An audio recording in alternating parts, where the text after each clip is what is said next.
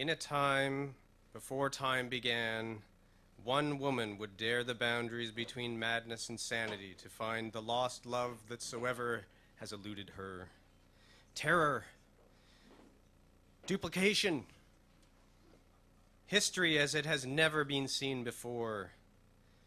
Jason Dickson presents Glen Piano by Gladys Priddis, a high-octane thrill ride of confession and crime, told as only wunderkind Jason Dickson could tell it through a local history interview.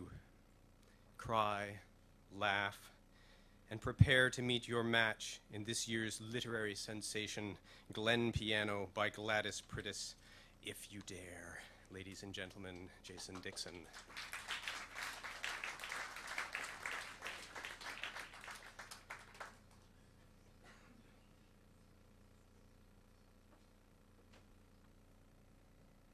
Thank you. Thanks, Jay.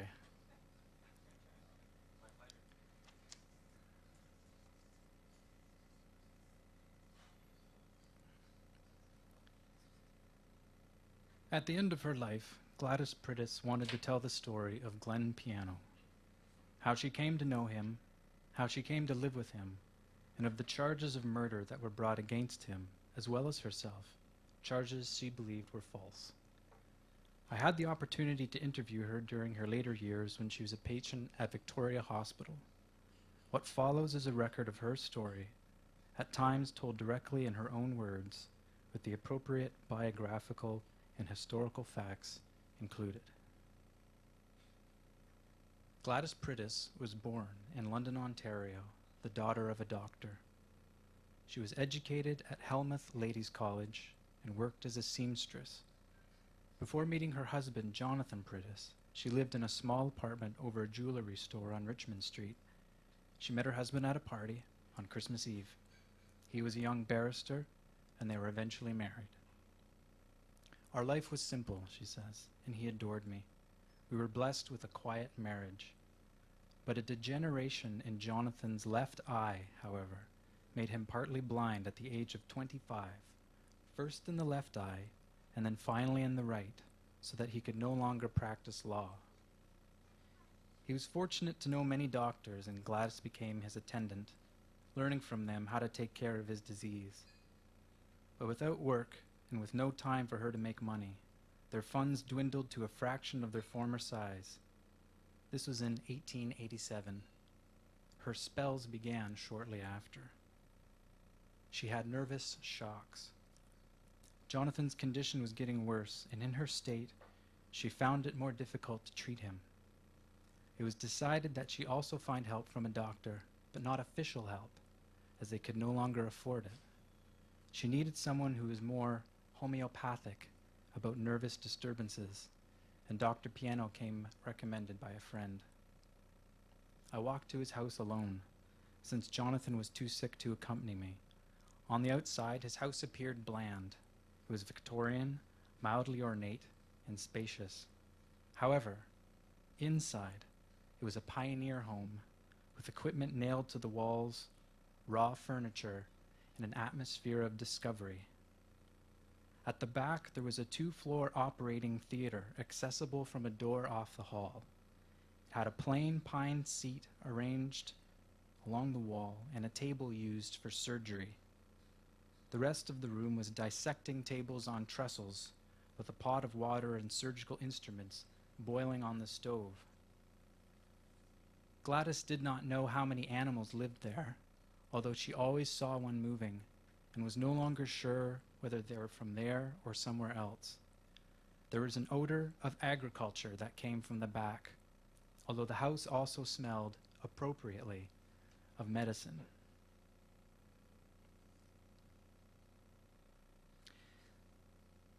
Piano put much thought into when Gladys's second operation was to be held. So she has one operation with Glen. It's not a success, so he tries to operate on her again.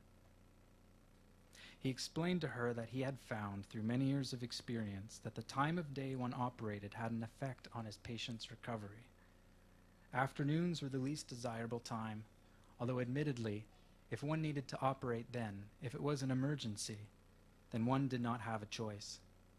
Evening was best, for he explained that a quiet meditation came over him after dark, which improved his skills as a surgeon. So Gladys was laid out on the table and told to relax and think of an empty, open space and describe it, a process that made her sleepy. When Piano gave the anesthetic, she remembered her father being shot at the Richmond Tavern. I remember people taking him to the doctor's house where they dragged him in and set him down on a wood table. The room was lit with lanterns. The doctor stood over him with a knife pushed into his stomach, trying to find the bullet. "I need something smaller," he said to the others, and looked at me. I was pulled to the table where the doctor grabbed my hand and pushed it into my father's stomach. In there, the doctor said, "Find the bullet." I didn't know about surgery then, and only felt liquid and organs, and knew nothing about where to find the bullet. I remember that I was crying because I believed that finding the bullet would keep my father alive, and the thought of him dying brought me to tears. The doctor stared down at me, holding the lamp, and did not give instructions. But he was right, because I suddenly put my finger against something hard and carefully dragged it into my 2 fingers and out through the organs and into my hand.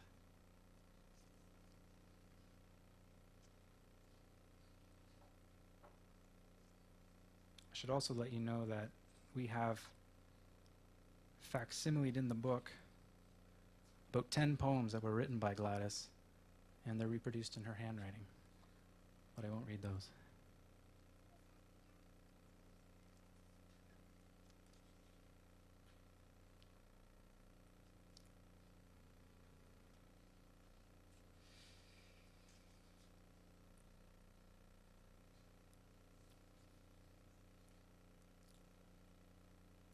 The small Italian boy was brought to Piano's home on the evening of March 3rd, 1890. This was the boy that Glenn apparently murdered.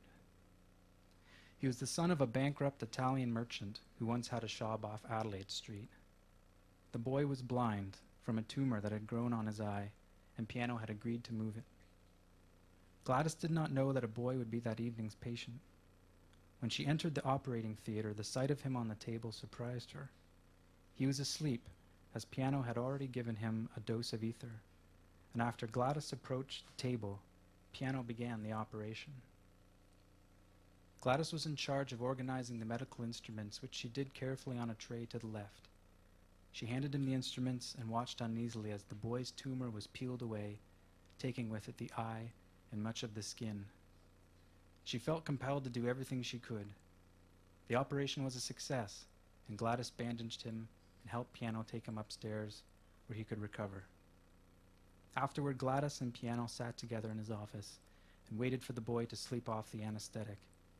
"We've done a good thing tonight," said Piano, and it was then that Gladys knew that her doctor was one of the most remarkable men she had ever met.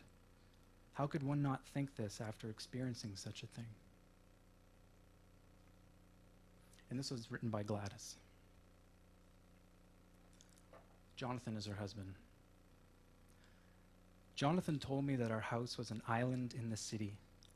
To enter it was like leaving for another place. He described me in loving detail, with a romantic embellishment that I found both charming and childish. He said that when he passed my house, it was on fire. At other times, it was underwater.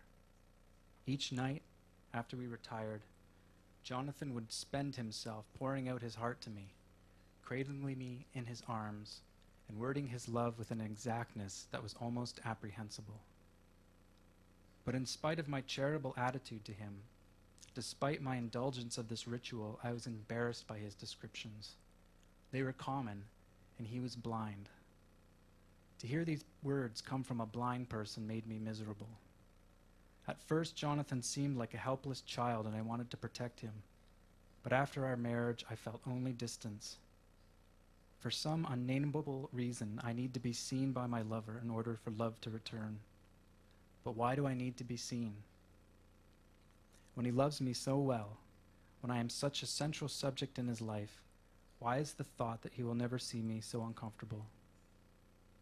It is because there will always be a place in him that is inaccessible, a place that is somehow in his eyes, a dark that is incomprehensible in its blindness, I cannot even find the darkest room in this black house in which to understand him. And although I partly love him more than I could ever stand, there has always and always will be this space where he is no longer mine, where he is bafflingly and frighteningly himself. He tries to communicate this place to me and gasps at night through meaningless gestures and distance. He reaches out to me with his hands, his arms that I see are a part of him, eyes or no eyes, that are fundamentally my husband and no other, but that will forever contain an empty place that I can never reach, a place of absence. I have found that a lover needs somewhere in which to disappear. What was most identifiable in Jonathan was never mine to enter. Instead, in the final years of our marriage, I found myself drawn to Piano's house, despite the love for my husband. I was drawn not by the love, but to somehow vanish into its rooms. And I did often sit and disappear after the night came, waking in the morning, although I didn't sleep. I saw things in the dark that were not imaginable in the day, parts of my life told and retold, things I'd forgotten. I found myself. And in myself I found that I could endure an unlikely amount of solitude and doubt. For in the morning, after I came out from the dark, the halls had cleared in the gray light, and Piano's house was the image of a place that I could inhabit. And there moved in me new recollections of a home that I could have never imagined before. Thanks very much.